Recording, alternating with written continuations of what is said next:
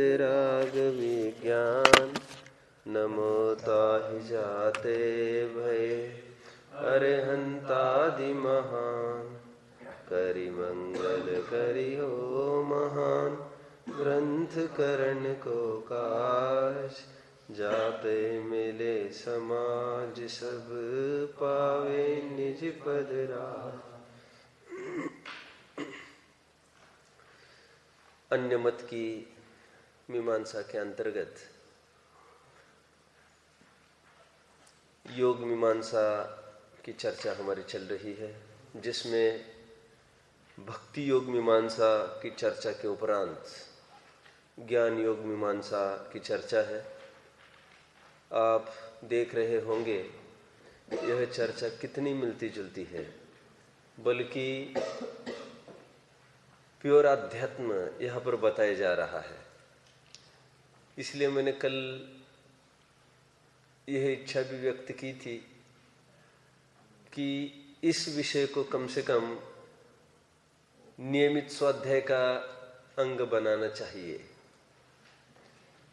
विद्वानों को भी सभाओं में इसको चलाना चाहिए। अपनी भूल इनमें से भी कुछ हो तो निकालने का प्रयास करना चाहिए। वैसे मैं प्रश्न पूछ लूँ अभी, क्या आप में से कोई बता सकेगा कि ज्ञान योग मीमांसा में इसका जो जीव है और निश्चयभाषी जीव है, दोनों में फर्क क्या है? फर्क बता पाएंगे क्या? अभी थोड़ा टाइम दिया जाए, क्योंकि प्रकरण तो चलेगा। बोलो। आत्मा को मानते हैं विशेषण रूप, और ये बेटा, आत्मा की चर्चा वैसे इसमें भी आएगी पूरी, आप देखेंगे तो।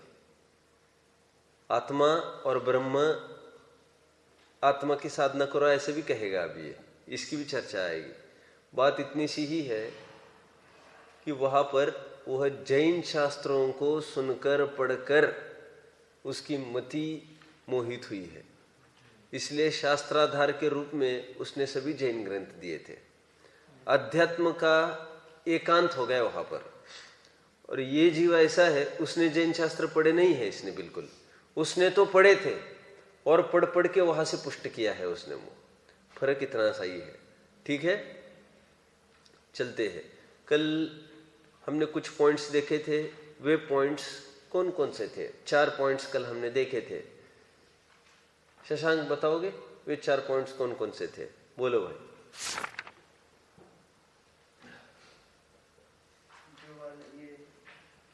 भावों का अन्यथा, ये था ना, भावों का अन्यथा कल्पना। उसमें 4 पॉइंट्स बताए थे कि शरीर को धर्म नहीं, ये तो थे ही नहीं, ये तो अंतिम कल पूरे पीरियड में 4 पॉइंट्स की चर्चा हमने की थी। ये तो चौथे पॉइंट की आप बात कर रहे हो, 4 पॉइंट्स के। लेकिन चारों पॉइंट्स, मूल 4 पॉइंट्स कौन से थे? पहला पॉइंट था कि कामादि और क्रोधादि। काम क्रोध को एक में ही डाल दो, और उसी को अहंकार ऐसा बोल रहे थे। पहले में अहंकार का बताया था कि फिर दूसरे में बुद्धि का, और ब्रह्म न्यारा है। दो पार्ट कर दी थी। वो तो हो गया था, परसों का ही है ये। कल क्या देखा था? इसी प्रकार जिस प्रकार ज्ञान और काम क्रोध आदि में घटित किया, उसी प्रकार बुद्धि अहंकार में भी घटित करना, एक पॉइंट आया था। फिर अहंकार के त्याग की अन्यथा कल्पना करता है। वह ये कहता है कि यहाँ अहम नहीं करना, वहाँ अहम नहीं करना, लेकिन आप कोई वस्तु है या नहीं, उसके लिए मैंने एक छंद भी कल बताया था। बोध वाक्यम प्रमाणम न केन साधन दूषणम। याद आ रहे? कहा का सूत्र था ये? बहुत अच्छा। कहा का सूत्र है ये? याद था बराबर? क्या अभी आयुष ने कहा तो याद आया? आपको पूछ रहा हूं सौम्य, मैंने कल कहा था यह आप्त मीमांसा की कारिका है। बोध वाक्यम प्रमाणम न केन साधन दूषणम। यदि अभाव का एकांत करके भाव का निषेध करे तो ये दिक्कत आएगी। हमने दूसरा वाला पक्ष पढ़ा है, यदि अभाव का एकांत करे तो क्या दिक्कत आएगी? भाव का ही सर्वथा एकांत करेंगे तो फिर 4 अभाव पाठ हमने इसलिए पढ़ा कि भैया अभाव है। अब दूसरा कोई ऐसे भी जीव है जो सर्वथा अभावात्मक मानता है और उसको ये समझाना पड़ता है भैया वस्तु भावात्मक भी है। ठीक है, बैठिए। तीसरा बिंदु कल हमने देखा था, सबको समान मानता है। कह रहे समान कहा है? सब चेतन अचेतन न्यारे न्यारे है। और राग द्वेष मिटाने का अर्थ तो इष्ट अनिष्ट कल्पना मिटाना है। ठीक है, फिर आगे प्रश्न और उत्तर, इसके 2 पैराग्राफ थे जिसमें उसका ये कहना था वो कुशील आदि सेवन करता है, भक्षण पर उतर आया है, फिर वर्ण आदि का भेद नहीं करता, और जब पूछे तो ये कहता है ये तो शरीर का धर्म है, एक बात। दूसरी बात ये सब प्रारब्धानुसार होता है, दूसरी बात। तीसरी बात ईश्वर की ऐसी इच्छा है, चौथी बात हमें भी तो विकल्प नहीं करना। 4 बात भूलना नहीं इन बातों को। इसको भी स्वाध्याय का विषय बनाओ, इसको भी सभाओं में लोगों को एकदम हवा बनाए। 5वां अध्याय मतलब ये पढ़ना चाहिए, सबको ख्याल में आना चाहिए। मैंने पहले भी संकेत किया था, ये तो बहुत ही अच्छा रहा 5वां अध्याय लिया। मुझे भी बहुत रस आने लग गया है इसमें, बहुत मुझे अभी लग रहा है शायद इतना रस उसमें आता कि नहीं आता क्या मालूम, गोमट सार में, क्योंकि इसमें तर्कयुक्ति भी है। ये टोडरमल जी साहब की तो कोई बात ही अलग है। अभी ये इसके समाधान के रूप में कुछ बोला जा रहा है। टोडरमल जी साहब ने चारों के अलग अलग उत्तर दिए हैं। वे उत्तर कौन कौन से थे? अक्षय। और मैंने कुछ होमवर्क भी दिया, तो वो होमवर्क क्या था इतना बस बता दो मेरे भाई। होमवर्क तो क्या किया होगा किसी ने? हाँ, उसमें ज्यादा फिल्म का होमवर्क ज्यादा, वो तो ज्यादा कि विषय वास्तव है और इसमें क्या अंतर है ये बताना है। हाँ। तो रिलेट करना दोनों में क्या है? अब ग्लोव्स क्यों निकाल रहे हो? मोजे बनाए रखो तुम तो और पहन कर आओ, तुम तो उत्तर दो बस मुझे।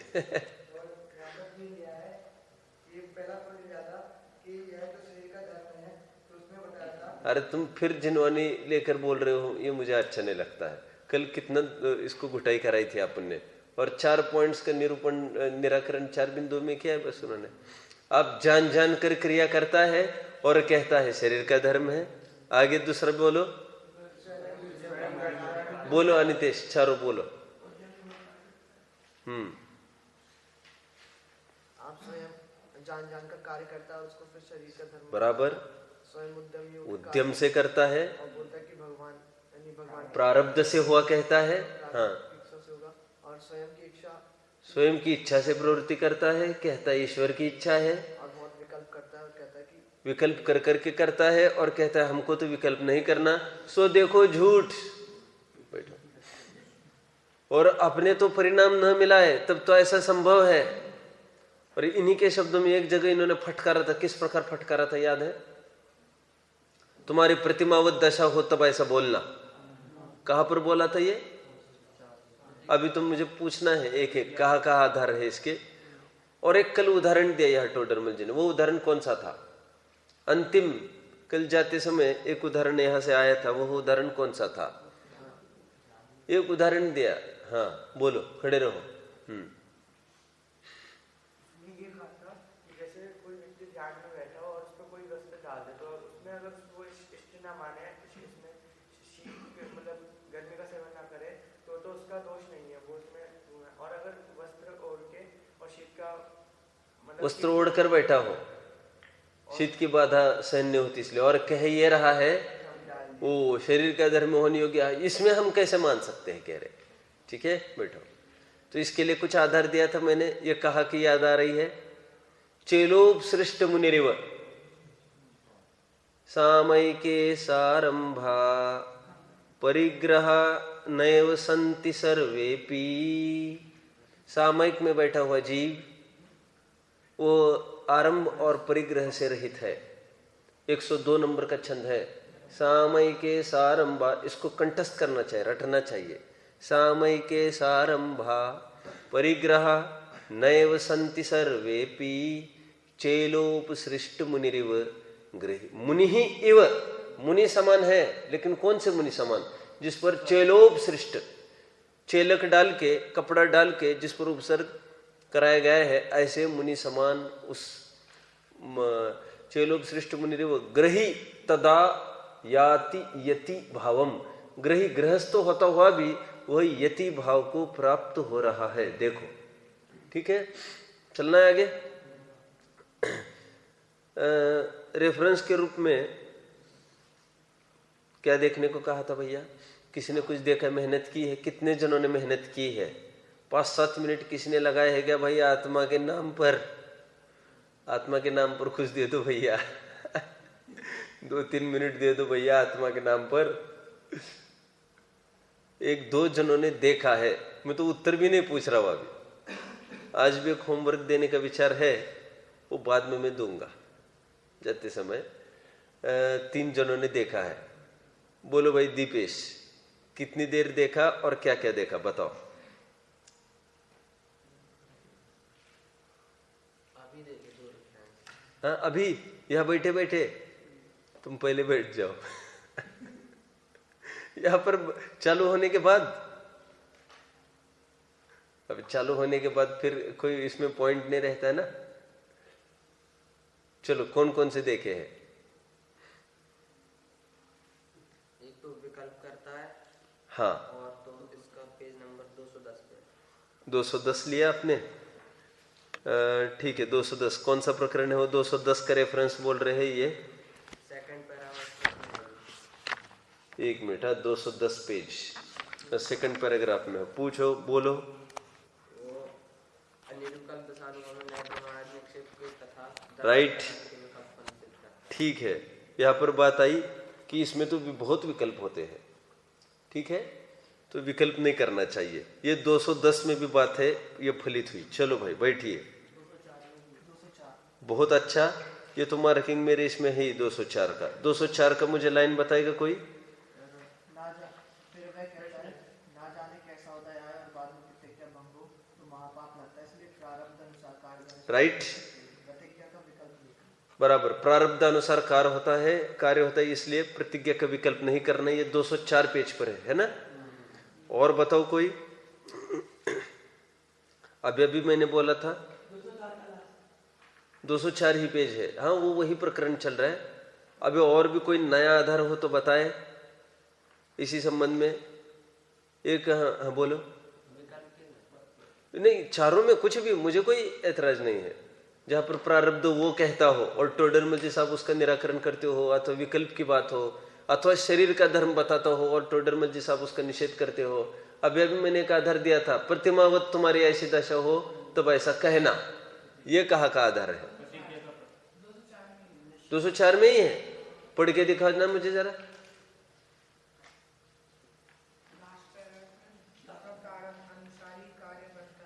हाँ बराबर, ये 204 का एंड भी आएगा। और हाँ प्रतिमावत है क्या वहां पर भी? ठीक है, चलो और बोलो एक आध कोई। 203, हाँ मतलब कनेक्टेड ही प्रकरण है ये सब। और बोलो। शरीर के धर्म के लिए 203 पेज पर है, बोल रहे हैं। फिर वह कहता है, हमारे परिणाम तो शुद्ध है, बाह्य त्याग नहीं किया तो नहीं किया। ठीक है, हमारे परिणाम शुद्ध है, बाह्य त्याग नहीं किया तो नहीं किया। 203 लास्ट। और बोलिए, यहां वहां थोड़ा सरक कर बोलो। अभी सरक कर मतलब हटकर बोलो। अभी खोलिए आप 200। मैंने देखो आपने वही प्रकरण देखे बस, निश्चयवासी वाले, ऐसा फलित हो रहा है। आप देखते पुरुषार्थ से मोक्ष की प्राप्ति का एक प्रकरण देखते ना आप, मिलता जुलता। 311 पेज खोलिए अभी सब। मुझे बताओ जल्दी, संकल्प बताओ मुझे, कौन सा प्रकरण देखना है हमने हमको 311 में? ये बताएगा ना, संकल्प बताएगा? बोलो बताओ भाई। मैंने तो पेज नंबर भी बोल दिया है, 311। हाँ जल्दी। और तत्व निर्णय न करने में किसी कर्म का दोष है नहीं, इसी पैराग्राफ में मिलेगा। तेरा ही दोष है, परंतु तू स्वयं तो महेंद्र रहना चाहता है और अपना दोष कर्मादिक को लगाता है। सो जिन आज्ञा माने तो ऐसी अनिति संभव नहीं है। तुझे विषय कषय रूपी रहना है, इसलिए झूठ बोलता है। सो देखो झूठ, ठीक मोक्ष की सच्ची अभिलाषा हो तो ऐसी युक्ति किस लिए बनाए? सांसारिक कार्य में अपने पुरुषार्थ से सिद्धि न होती जाने, तथापि पुरुषार्थ से उद्यम किया करता है। यह पुरुषार्थ खो बैठा, इसलिए जानते हैं कि मोक्ष को देखम देखी उत्कृष्ट कहता है। उसका स्वरूप पहचान कर उसे हितरूप नहीं जानता, हित जानकर उसका उद्यम बने सो न करे, यह असंभव है। ये बात आई। और बोलिए, कहीं आपके ज्ञान में है? 196 का बोल रहे हैं। 196 चलो पढ़ के दिखाना मुझे, क्या है? वर्णादि तथा रागादि भाव इस आत्मा से भिन्न है, तथा वही रागादि को पुद्गल का कहा, तथा अन्य शास्त्र में आत्मा को रागादि से भिन्न कहा। एक शाम ठीक है। वो अभी आप खोलेंगे 291 खोलो, 291 देखिए वहां से कुछ मिलता है क्या हमको। देखो यहां से कुछ मिलता हो तो आप तुरंत मुझे बताएंगे। मैं भी एक प्रकार से आपके बीच में बात को रख रहा हूं। आपको काट करने का पूरा अधिकार है और नया अपना मंडन रखने का भी पूरा अधिकार है। ये खुला मंच है, सभी आपने स्वतंत्र बुद्धि से विचारे, ये मैं चाहता हूं। देखिए, उनसे कहते हैं आत्म परिणामों के और बाह्य प्रवृत्ति के निमित्त नैमित्तिक संबंध है। ऊपर बात कही ना उसने, चरणानुयोग में बाह्य व्रतादि साधन का उपदेश है, सो इनसे कुछ सिद्धि नहीं। अपने परिणाम निर्मल होना चाहिए, बाह्य में चाहे जैसे प्रवृत्त हो शरीर का धर्म, इसलिए इस उपदेश से परान्मुख रहते हैं। उनसे कहते हैं आत्म परिणामों के और बाह्य प्रवृत्ति के निमित्त नैमित्तिक संबंध है, क्योंकि छद्मस्थ की क्रियाएं परिणाम पूर्वक होती है। टोडरमल जी साहब कह रहे हैं ना, यदि परिणाम न मिला है तब तो हम ऐसा माने तुम्हारे परिणाम मिल रहे हैं, ये वाली बात है। वो कदाचित बिना परिणाम कोई क्रिया होती है सो पूर्वस्था से होती है। अपने वश से उद्यम पूर्वक कार्य करे और कहे परिणाम इस रूप नहीं है, सो यह भ्रम है। ठीक है, ये यहां पर भी आप रेफरेंसेस लिख सकते हो सब। और एक, हाँ बोलिए। हाँ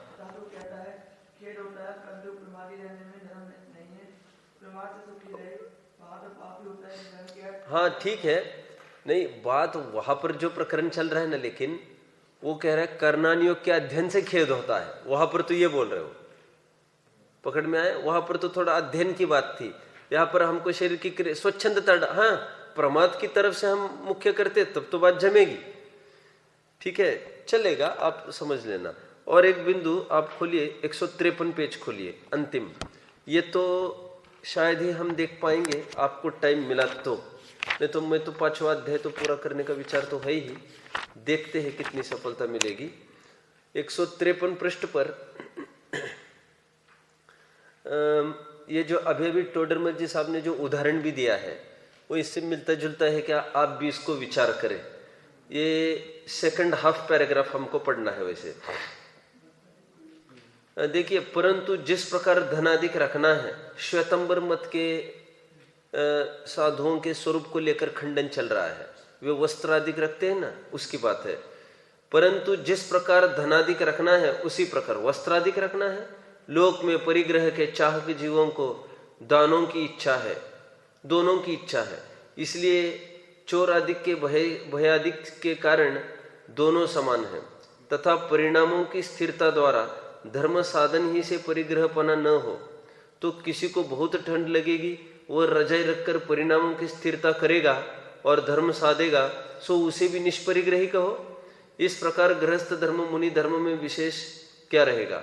जिसके परिचय सहने की शक्ति न हो वह परिग्रह रखकर धर्म साधन करे, उसका नाम गृहस्थ धर्म। और जिसके परिणाम निर्मल होने से परिचय से व्याकुल नहीं होते वह परिग्रह न रखे और धर्म साधन करे, उसी का नाम मुनि धर्म। इसमें से बहुत बारीकाई से बात निकालनी पड़ेगी वैसे, क्योंकि ये प्रकरण आपने पढ़ा है। और लेकिन इसमें बात इतनी सी है, वो ये कह रहा है कपड़े रखे तो क्या हो गया, साधुओं ने आत्म परिणाम तो ठीक है। तो टोडरमल जी का ये कहना है फिर गृहस्थ में और मुनि में अंतर कैसे डालोगे? वो भी तो परिणाम ठीक रहने के लिए करते हैं। तो कह रहे ऐसा नहीं चलेगा, उसमें विरक्ति है ऐसा नहीं बोल सकते तुम, उसमें राग जोड़ा है कपड़े में। बस कपड़े में राग की बात है, तो मैंने वो उदाहरण आपको कोरिलेट करके दिखाया है। आइए अपने अपने प्रकरण की तरफ हम बढ़ जाते हैं।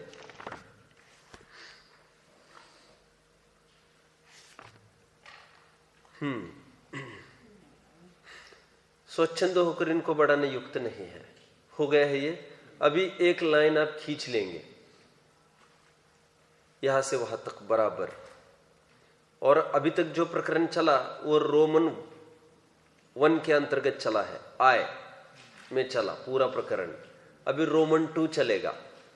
इसमें एक चेंज आपको ख्याल में, एकदम ट्विस्ट ख्याल में आएगा अभी प्रकरण में। ये मुझे तो पकड़ में आया विशेष तौर पर, ये एकदम ट्विस्ट हो रहा है प्रकरण। देखो निश्चयवासी में भी हमने 2 भेद देखे थे, किसी को याद है? निश्चयवासी 2 प्रकार के देखे थे हमने, हाँ? नहीं, मैंने हल्का सा संकेत भी किया था। देखो ये बेईमान निश्चयवासी है, ये हर प्रकार स्वच्छंद प्रवृत्ति करना चाहता है, विषय सेवन करना चाहता है, वो निर्भय निशंक प्रवृत्ति करता है, लिया था ना। और एक ईमानदार निश्चयवासी वो था, हमको तो आत्मा का चिंतन करना। होते ना कुछ लोग, बाहर नहीं निकलना, बहुत ठंड लग जाएगी, हमको तो आत्मा का चिंतन करना, बाहर का चिंतन करे और बंद चालू हो गया।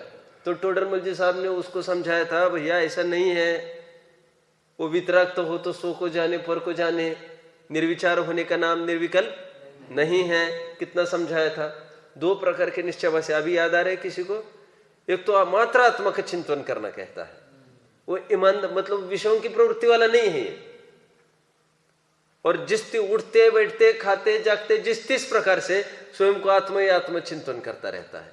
तो टोडरमल जी साहब ने वहां पर फटकारा था, क्या कोई आत्मा के चिंतन ही से सम्यक दृष्टि नहीं हो जाते?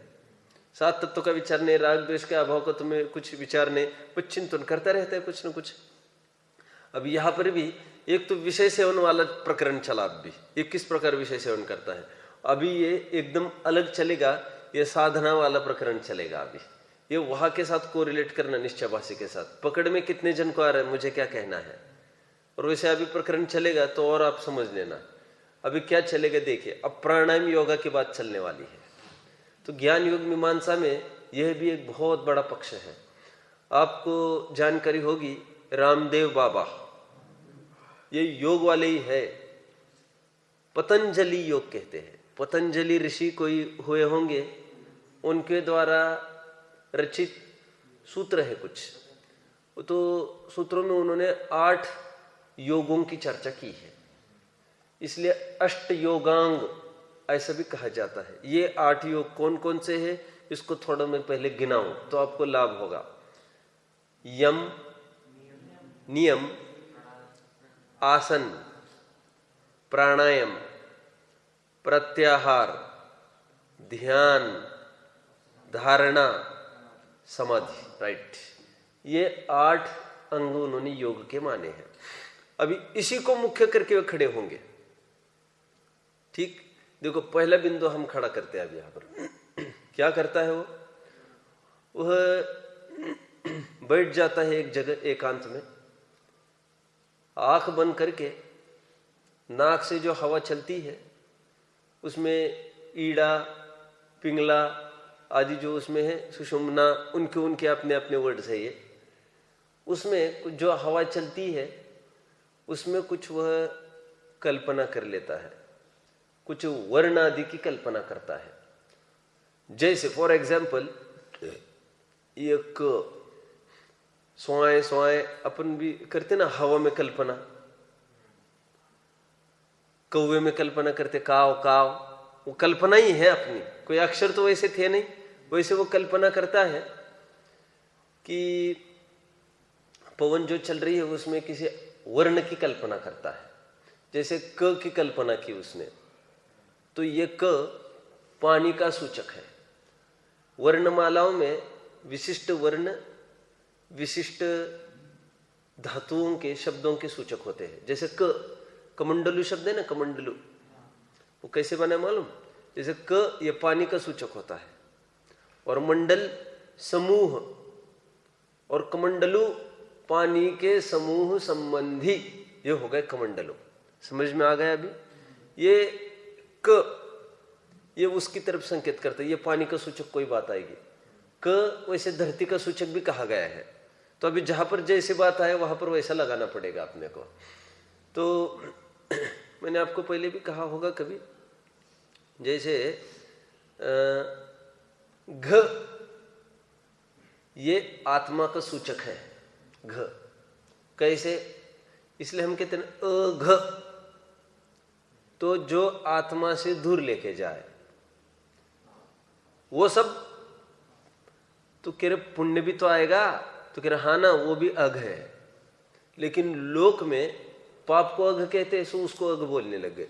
इसलिए जब जब भी घोर तपश्चर्या ऐसे शब्द आता है ना, तो वहां पर अर्थ वहां पर अर्थ ये करना है, ये आत्मिक तपश्चर्या की बात करना चाहते हैं। शारीरिक तपश्चर्या के बाद घोर तपश्चर्या नहीं लेना चाहिए। अज्ञानियों ने उसको लिया। मैं तो एक धातु के अर्थ बता रहा हूं बस। ऐसे वर्णमालाओं में आपको खूब मिलेगा।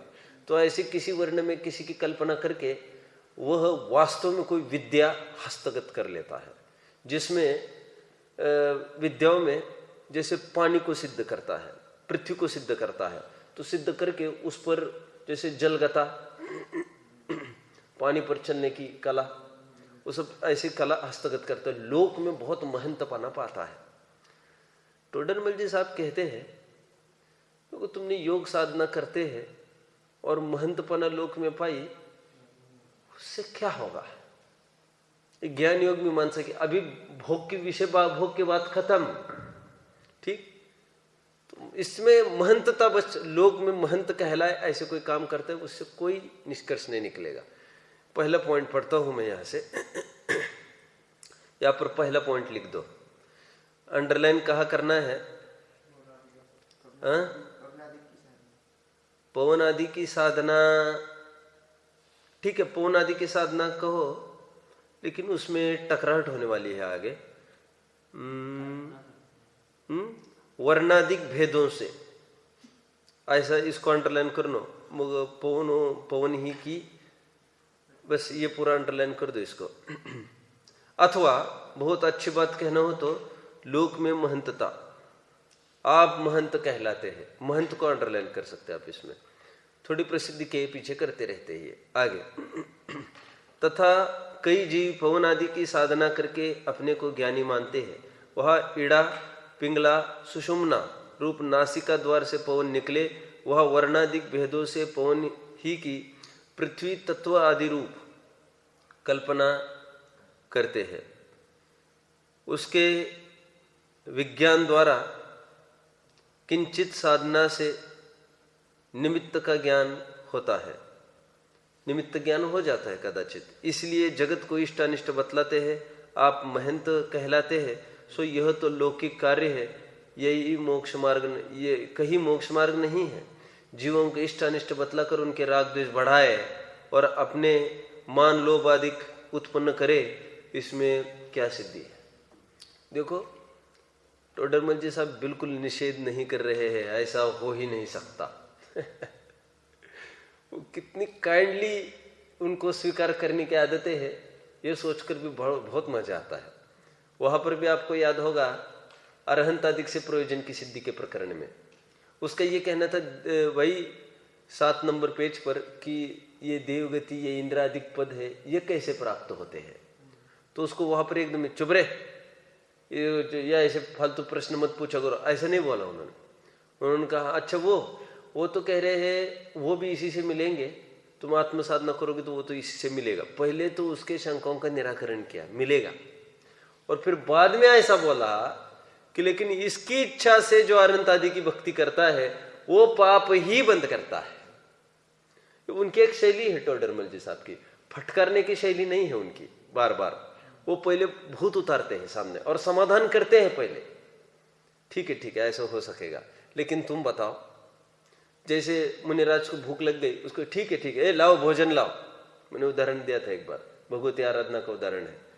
भोजन सामने लाते हैं मुनियों के, फिर खाना है खा लो, लेकिन समझ लो आनंद भोग के भ्रमण के लिए तैयार होना, और वैसे कोई ज्यादा नहीं टिकने वाले हो आप। ये 15-20 दिन की बात है। आप जाने के बाद क्या सोचेगा ये संघ, क्या सोचेगी समाज, अब विचार करना। खाओ रेडी है, बहुत सागरों का ध्यान रखो, एक न बूंद लहाए, कणा न लहाए, विचार करो। मतलब दिखाओ तो फिर उसको लगता है ये कितने वात्सल्य रखते हैं हमारे प्रति, नहीं कुछ नहीं मिलेगा, ये संघ में ऐसा कुछ नहीं चलेगा, रहना हो तो रहो, निकल जाओ। अरे अभी उसकी परिस्थिति अलग है ठीक है। तो टोडरमल साहब निषेध नहीं कर रहे। किसका निषेध नहीं कर रहे? ये कोई प्रताप चमत्कार आदि नहीं होते हैं, सब होता है। तुम लोग जान कर सकते हो, सब जानते हैं, हम सब कर सकते हैं तुम। और जानते, अभी मुझे कोई बताता था पहले, एक भैरवी जादूगर है, महाराष्ट्र का है, उसने ताजमहल को गायब कर दिया। राष्ट्रपति को बुलाकर बोले आप भी पधारे, और गायब कर दिया। उसका अपनी वो लीला है, कला है। तो मैं पहले कहता था ये क्या बकवास करते हो तुम, वो बहुत छोटा था तब, ऐसे कैसे हो सकता है, कुछ भी बकते रहते हो। लेकिन बाद में थोड़ा धर्म का अध्ययन करने लगा, हाँ हो सकता है, लेकिन क्या आश्चर्य, तत्किम, अमृतचंद्र शब्द, क्या अमृतचंद्र देव के शब्दों में, उससे क्या होगा, उपलब्धि क्या होगी? उपलब्धि तो कुछ नहीं है। देखिए अभी आगे बढ़ते हैं। मुझे याद आ रहा है, फिर मुझे जब स्वाध्याय की रुचि बहुत ही लग गई थी और अभी भी धंधा छूटा नहीं था वैसे, तो भी एक दिन एक आया था एक जन, मैं अध्ययन कर रहा था, मैं निरंतर अध्ययन करता था दुकान में भी। तो एक जन आया, उसने इतने प्रयोग कर करके दिखाए मुझे, मैंने उसकी तरफ देखा तक नहीं। इतने प्रयोग, मतलब वो यहाँ मारता था, पैसे निकालता था, ये करता था, ये उसने वो 10-15 मिनट करता रहा, मैं उसकी तरफ देखा ही नहीं। मैंने बाद में कहा जाओ भाई, मेरा समय खराब मत करो तुम। बिल्कुल भी अपने को आकर्षण होगा ही नहीं उसको लेकर। क्यों? अरे हम ठोकर मार मार के यहाँ बैठे हैं, लाखों करोड़ों की आज हम कमाते, आज हम कहीं कम नहीं रहते, लेकिन उसको लेकर आज पानी छूटने लग जाए तो धिक्कार है ना हमारी निवृत्ति को लेकर। भर्तृहरि ने क्या शिक्षा दी थी, शुभचंद्र आचार्य ने क्या शिक्षा दी थी भर्तृहरि को? भाई यही करना था तो घर में कौन सी कमी थी? राजपुत्र थे अपन, कोई कमी तो थी नहीं, अपन कोई भिखारी विखारी थोड़ी थे, इसके लिए थोड़ी घर छोड़ा है हमने। ये बार बार हमको संभालना, समझना, समझाना पड़ेगा ना स्वयं को, मन भटकता रहेगा। आगे वाला थोड़ा ईमानदार है, वो ये कहता है कि पवन आदि के साधना द्वारा पवन को रोक लेता है, समाधि लगाई कहता है। ये भी बहुत सुनता था मैं पहले, वो समाधि लगाने की ताकत जानता है। अच्छा, तो बहुत लोक में उसकी ख्याति होती थी, समाधि लगाता है, समाधि, इसको आधा घंटा पता नहीं चलता क्या हो रहा है लोक में, और उसको कोई भी आओ, कितना भी मारो पीटो, कुछ भी समाधि लगाता है। तो टोडरमल जी साहब कहते हैं इससे भी क्या सिद्धि होगी? इसका भी निषेध नहीं कर रहे, हो सकता है ऐसा, लेकिन कह रहे तुमने परिणामों को रोक रखा है। और फिर कह रहे उसका आधार जो है समाधि का तुम्हारे, वो पवन आदि ही है ना। कह रहे कोई हाथ पैर आदि अंगों को मुख्य करे और ध्यान लगाए, कह रहे आत्मा को मुख्य करके ध्यान करना था तुमको, तुम ये अंग उपांगों में कहां लगे हो? सेकंड पॉइंट, तथा प्राणायाम अधिक साधन करे। वैसे प्राणायाम का भी अर्थ वायु ही होता है। प्राणायाम 2 शब्दों से बना है, बोलो, प्राण और आयाम। प्राण मतलब इस प्रकरण में वायु, वायु को भी प्राण कहते हैं, और आयाम मतलब लंबाना। देखो लंबाते हैं ना, सांस को लंबाना, आयु श्वासोच्छ्वास, श्वासोच्छ्वास को प्राण कहते हैं कि नहीं? सोई यहां पर प्राणायाम कहा, श्वासोच्छ्वास को प्राण कहा ना, सो ये श्वास मतलब यहां पर प्राण, और आयाम मतलब लंबाना, शैलेंद्र, तो उसको लंबाते चलते हैं, उसको प्राणायाम कहते हैं। प्राणायाम अधिक साधन करे, पवन को चढ़ाकर। आपने शोज देखे हैं क्या किसी के? कभी नहीं देखे? मैंने तो खूब देखे शोज, हिप्नोटाइज के शो देखे हैं आपने किसी ने? अच्छा, अब सब बंद हो गए क्या? फिर क्या मालूम। हमारे टाइम में 3-3, 4-4 घंटे के शोज चलते थे ऐसे, मैंने खूब ऐसे शोज देखे हैं। पब्लिक शो चलते हैं, हजारों की भीड़ में, टिकट भी ह्यूज रहता है। तब की भी मुझे याद है, हजार टिकट रहता था, लेकिन उस शो में वो प्राणायाम के बल पर उन्होंने क्या क्या सिद्धि की वो दिखाते हैं। तो उसमें बहुत बातें दिखाते थे। वो कहते थे अभी देखिए मैं क्या करता हूं, तो रास्ते पर गाड़ी जा रही है, रास्ता होगा आधा किलोमीटर दूर, वो क्या कहते हैं उसको, ऑडिटोरियम कहते हैं क्या उसको? ऑडिटोरियम से आधा किलोमीटर दूर है वो सभागृह से। बोले अभी किसकी गाड़ी चल रही है, उसको बराबर साधना करते हैं, सीधे मंच पर वो एकदम देखने लगता है मुझको, ये मैं कहाँ गए, एकदम हड़बड़ा सा। फिर उसको कहते ठीक है, तुमको हमने यहाँ बुलाया है, अब तुम फिर रास्ते पर छोड़ रहे तुमको, ये जाओ। फिर रास्ते पर चले गए, फिर गए, अंतर्धान हो जाता है उसका। ऐसे बहुत शोज हमने देखे हैं। फिर वो कहते थे देखो अभी फिर सभी शोज देख रहे हैं ना, शो देखने में ही अचानक चला जा, अब यहाँ पर आ जा में एकदम बच्चा रोता हुआ दिखाए, एकदम उसकी माँ चिल्लाती हुई वहां से, हो मेरा बच्चा, एकदम उसका बच्चा कब उससे छीन लिया, वहां से यहाँ कैसे आया पब्लिक के बीच में, ये पता नहीं चलता था। उसी को पता नहीं चलता था, वो कहता था देख लेना सारा सबके बच्चे अपने अपने पास है क्या, तो ख्याल में आता था उनको, अरे बच्चा चला गया। ऐसा किसी के गोल्ड वगैरह, इसके लिए भी कानूनन नियम चाहिए, लेकिन हर कोई नहीं कर सकता, और स्टेज शो ही करना चाहिए इसको, ऐसा गवर्नमेंट का रूल है। नहीं तो वो यही करता रहेगा ना बंधुगिरी। तुम तो as a Vidya, as a कला उसको दिखाओ, लूटपाट नहीं, टिकट का शो लो आप। तो बहुत जनों के फिर कहते हैं एकदम कुछ करते करते एकदम फटाफट हाथ में हार आ जाता है, बोले देखना जरा ये हार किसका है। लोग एकदम से अरे ये मेरा हार, ऐसे शोज होते रहते हैं। तो फिर वो स्वयं बताते थे कि, और उनकी उम्र भी आप कल्पना नहीं कर सकते, ये मैं जिनकी कह रहा हूं ना, उनकी 80 साल की उम्र थी और वो 35-40 साल का लगता था, आप कल्पना भी नहीं करेंगे। एकदम उसके काले बाल, एकदम फ्रेश उसका चेहरा, एकदम जैसे युवा। तो फिर उससे स्वास्थ्य प्राणायाम से हस्तगत की थी उसने पूरी विद्या।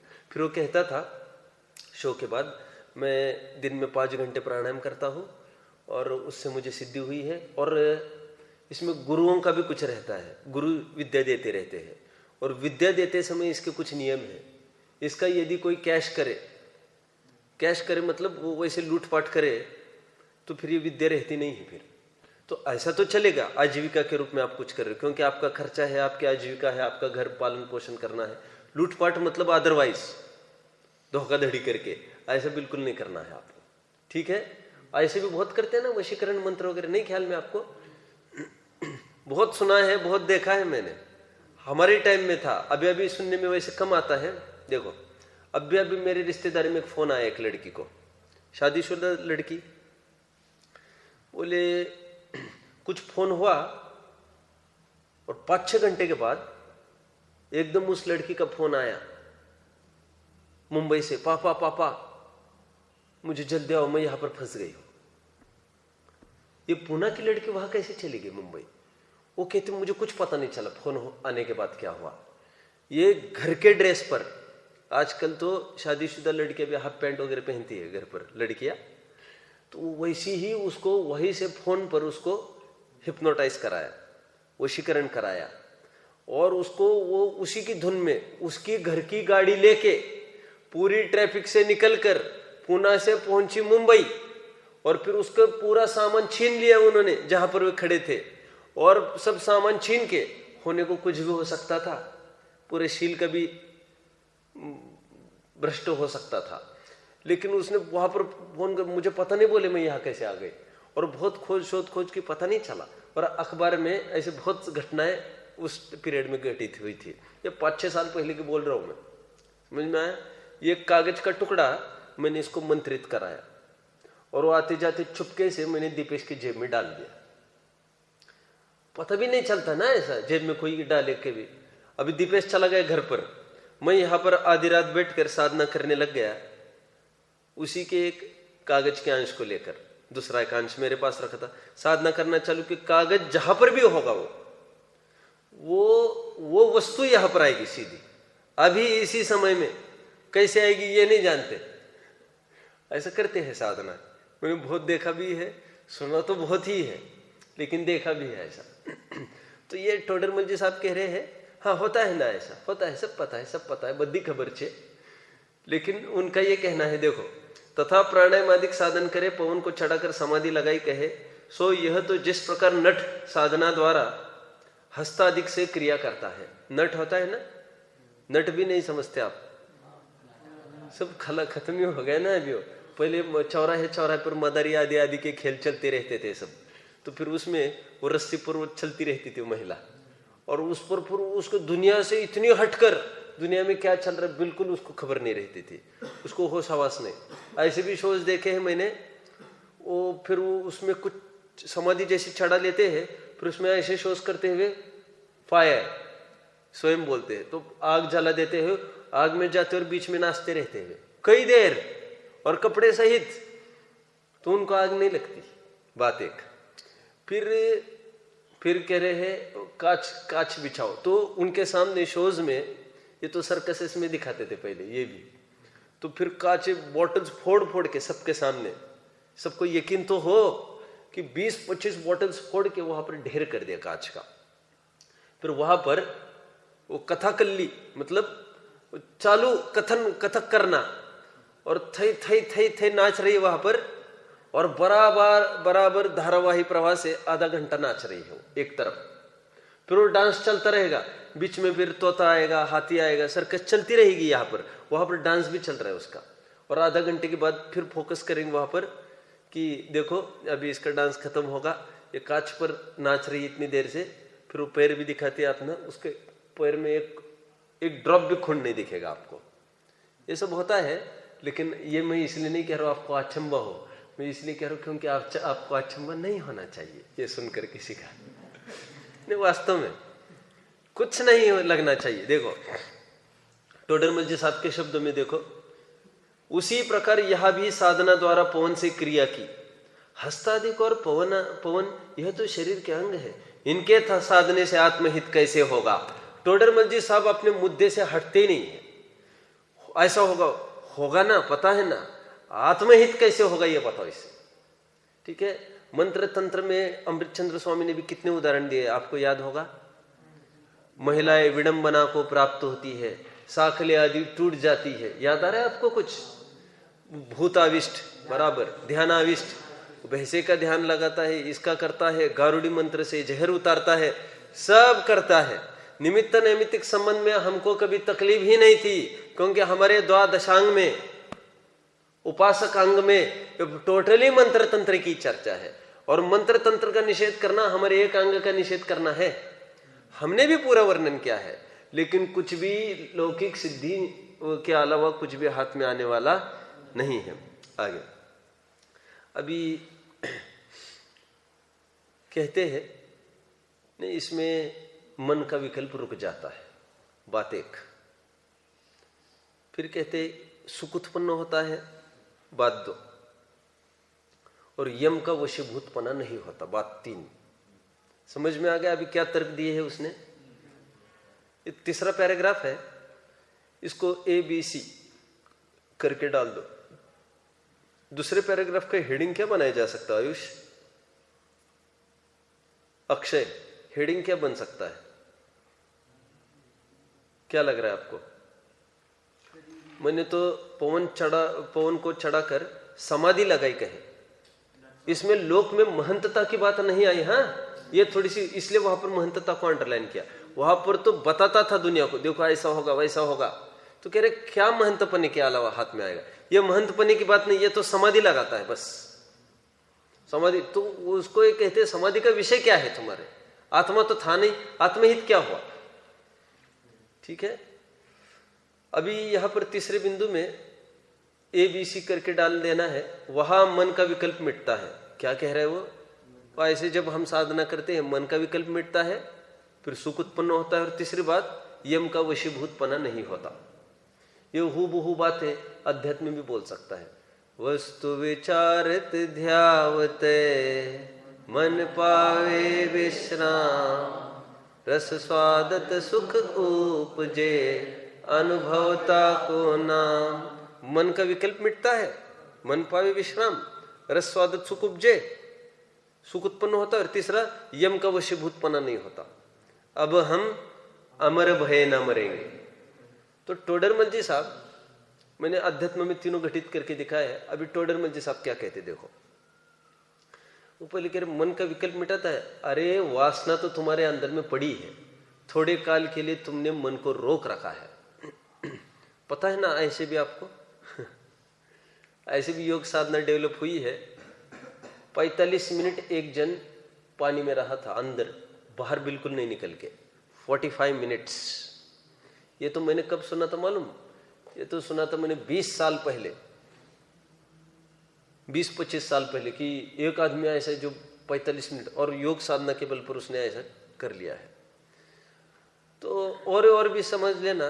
तो कह रहे समाधि लगाकर वो आत्म ध्यान हुआ, ये क्यों समझते हो तुम? मन को किसी में उपयोग लगाया है तुमने, तो वहां पर चेतना को अवरुद्ध कर दिया है तुमने। मेरे ज्ञान का व्यापार तुमने खत्म कर दिया है। ज्ञान का व्यापार वैसे खत्म नहीं होता, लेकिन उसको अचेतनपने जैसी बात हो जाती है, उसको जानपनम रहा नहीं है अभी, और वासना मिटी नहीं है। लेकिन तो कह रहे इसमें क्या सिद्धि होगी? बात एक। दूसरी बात कह रहे हैं, और तुम कहते हो सुख उत्पन्न होता है, तो कह रहे चेतना रही नहीं, वहां पर सुख भोगेगा कौन? उतने काल में चेतना तो रही नहीं। चेतना रही नहीं मतलब वो एक जगह उपयोग डाइवर्ट हुआ ना, तो दूसरी जगह संबंधी आनंद थोड़ी आ सकता है। आत्मिक आनंद तो आएगा ही नहीं। वो तो मुंगेरी लाल के हसीन सपने जैसा है। ये मुंगेरी लाल के हसीन सपने समझते हो? ये भी नहीं समझते आप, कुछ भी नहीं समझते भैया। ये टीवी पर सीरियल आती थी पहले 20-25 साल पहले। शेख चिल्ली के सपने आप ऐसे बोल सकते हो। तो उसमें कुछ पुलावी, क्या कहते हैं, पुलावी, ख्याली पुलाव कहते हैं उसको। मतलब ख्याल करे, कुछ भी खड़ा करे और बस सोचता रहे, उसी में आनंद मानता रहे। जैसे स्वप्न में कोई राज्य देके स्वयं को राजा माने, वो खुश हो रहा है मन ही मन में। और फिर तीसरी बात यम के वशीभूतपना। टोडरमल जी साहब कह रहे वशीभूत कुछ नहीं हुआ है। कोई आज तक अमरा रहा नहीं है। जितने भी जन्मे हैं सब समाधि साधना वाले सब देखे हैं, सबके सब मरे हैं। समझ में आया? टोडरमल जी साहब ने एक बात में सफाई कर दिया, कह रहे आग लगने पर वे भी जलते देखे जा रहे हैं, जहर खाने पर वे भी मरते देखे जा रहे हैं। जिंदा तो एक भी नहीं रहता है। उम्र बढ़ रही है और मरण की तरफ भी ढल रहे हर कोई। तो यम का वशीभूतपना कैसे बोलते हो? समझ में? पर्टिकुलर काल के लिए कुछ तुम मानते होंगे, तो हम कहेंगे वहां पर आयु का क्षय का काल ही नहीं था, तो तुम उसको लेकर क्यों मानते हो ऐसा? ठीक है, चलिए। वहां मन का विकल्प मिटता है, सुख उत्पन्न होता है, यम के वशीभूतपना नहीं होता। सो यह मिथ्या है। जिस प्रकार निद्रा में चेतना की प्रवृत्ति मिटती है, ठीक है, अंडरलाइन क्या लिखा है? चेतना निद्रा में। मैं कुछ प्रकरण थोड़ा पढ़ के दिखाना चाहता हूं यहां से। ये थोड़ा रतनलाल मुख्तार, व्यक्तित्व कर्तृत्व के आधार से एक प्रश्न है, मैं थोड़ा पढ़ना चाहता हूं उसको। निद्रा के समय ज्ञान उपयोग रहता है या दर्शन उपयोग? प्रश्न पूछा है। थोड़ा अटपटा लगेगा सभी को, इसलिए मैंने पढ़ने का विचार किया। अक्षय, क्या प्रश्न है? जो आप अभी कर रहे थे वो दर्शन उपयोग था, उसमें कि ज्ञान उपयोग था? ये प्रश्न है। ठीक, देखो अभी पहला पॉइंट, इस संबंध में भिन्न मत है। पहला बिंदु, सांसारिक जीवों के पहले दर्शन उपयोग होता है, फिर ज्ञान उपयोग। ये 5 निद्राएं सर्वघाती है, अतः दर्शन उपयोग की बाधक है। अतः निद्रा के काल में दर्शन उपयोग का प्रतिबंध हो जाने पर ज्ञानोपयोग का भी विनाश सिद्ध हो जाता है। उस काल में अर्थात उस दोनों से रहित अवस्था में उपयोग लब्धि रूप में तो रहते हैं, व्यापार रूप में नहीं।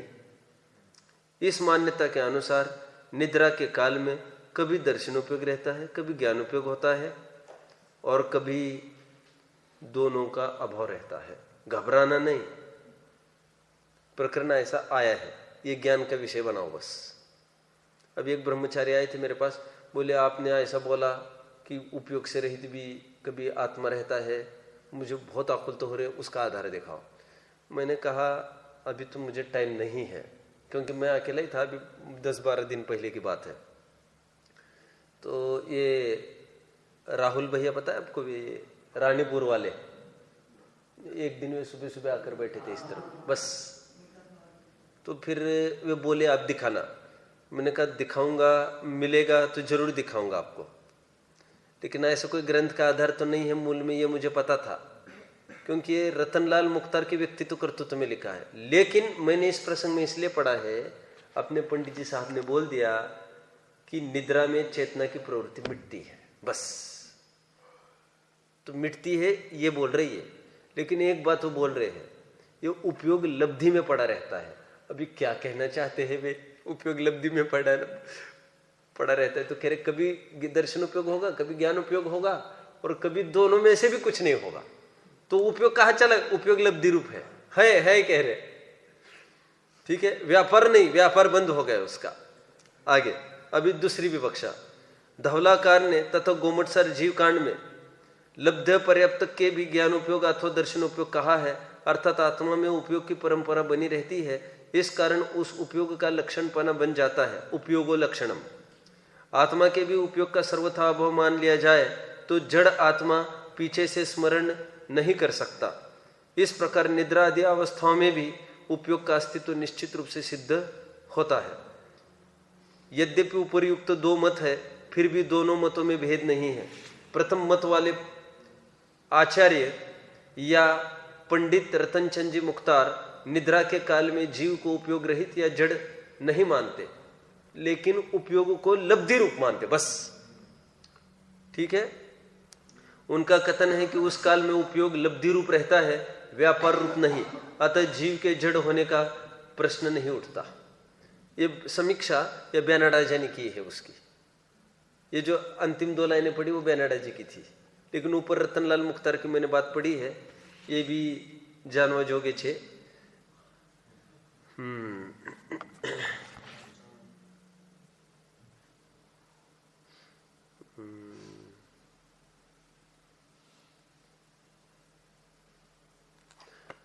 अव्यक्त ज्ञान कहेंगे इसको, अभी जैसे भी वो हो। ठीक है, टोडरमल जी साहब के देखो, जिस प्रकार निद्रा में चेतना की प्रवृत्ति मिटती है, उसी प्रकार पवन साधने से यह चेतना की प्रवृत्ति मिटती है। वहां मन को रोक रखा है, कुछ वासना तो मिटी नहीं है, इसलिए मन का विकल्प मिटा कहते हैं। बात 1, इसलिए सेमी कॉलम कहते हैं ना इसको, कॉमा और फुल स्टॉप दोनों, ए हो गया समाधान। आगे, और चेतना बिन सुख कौन भोगता है, इसलिए सुख उत्पन्न हुआ नहीं कहते, बी का समाधान है ये। तथा इस साधना वाले तो इस क्षेत्र में हुए हैं, उनमें कोई अमर दिखाई नहीं देता, अग्नि लगाने से उसका भी मरण होता दिखाई देता है, इसलिए यम के वशीभूतपना नहीं है, यह झूठी कल्पना है। मिल रहा है? अभी आगे एक पैराग्राफ और लेना है अपने को, यहाँ पर 2 बिंदु खोलेंगे, ए और बी।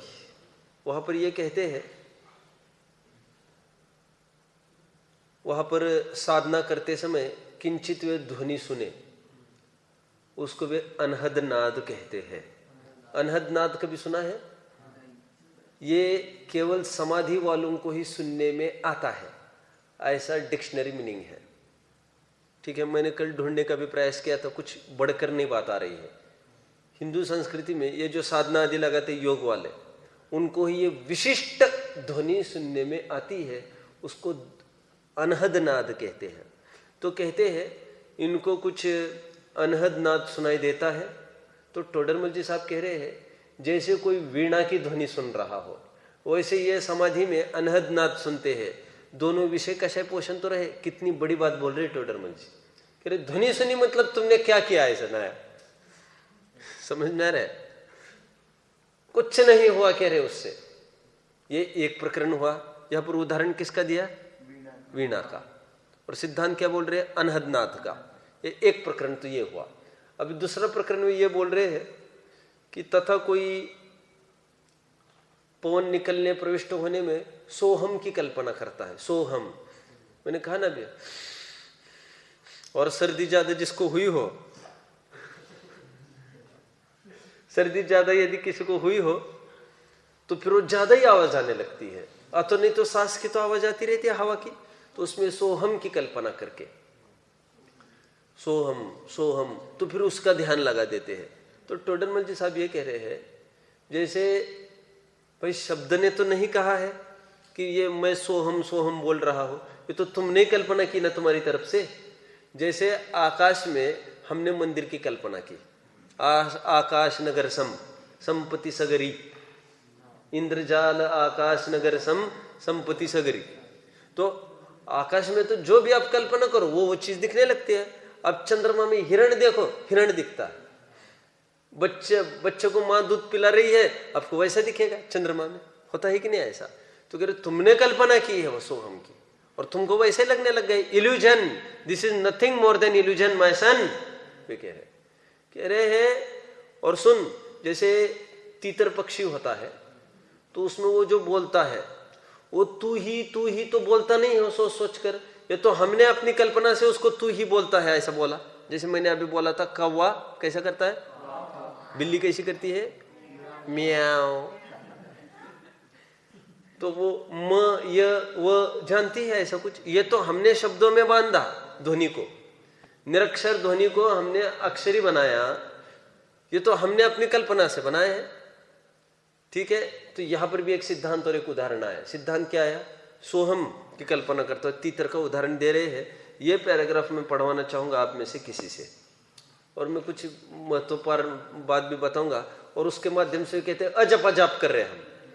मैं बात बताऊं महत्वपूर्ण पहले, घबराना नहीं। गुरुदेव थे ना, गुरुदेव ऐसे कहते थे। क्या कहते थे गुरुदेव, बोलो? हैं?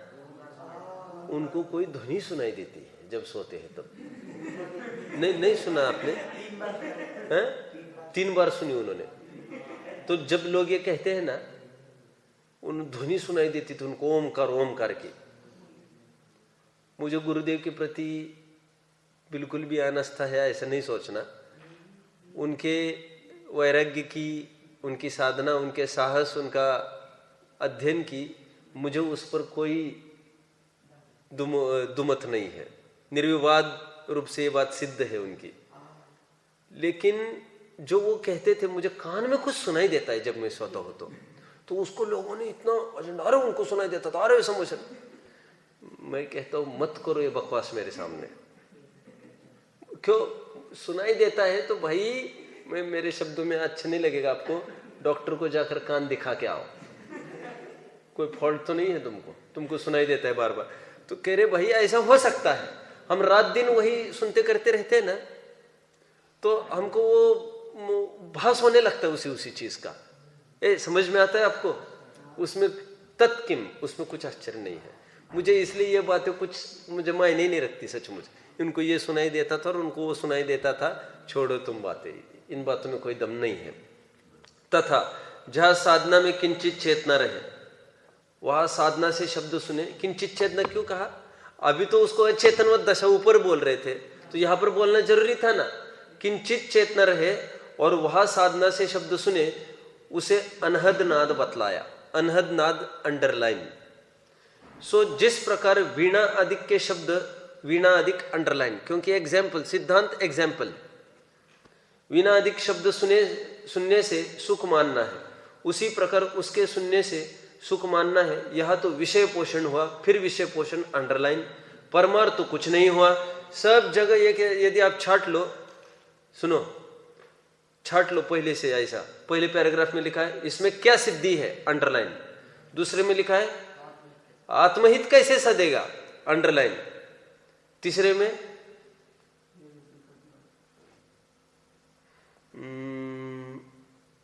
ये झूठी कल्पना है, कुछ कहा लिखा है। नहीं, थर्ड लास्ट सेकंड लाइन, मरण होता है इसलिए अरे ये तो इसका बोल रहा है अब नीचे के पैराग्राफ में, तो ऊपर में देख रहा है। ठीक है, अब यहां पर फिर अंडरलाइन करिए, परमार्थ तो कुछ नहीं। और फिर अंत में भी है करने से फल प्राप्त, वो तो पढ़ना ही है हमको। आपको ये टोडरमल जी साहब के छाटे जाइए लाइंस, ठीक है। मैं भी यहां पर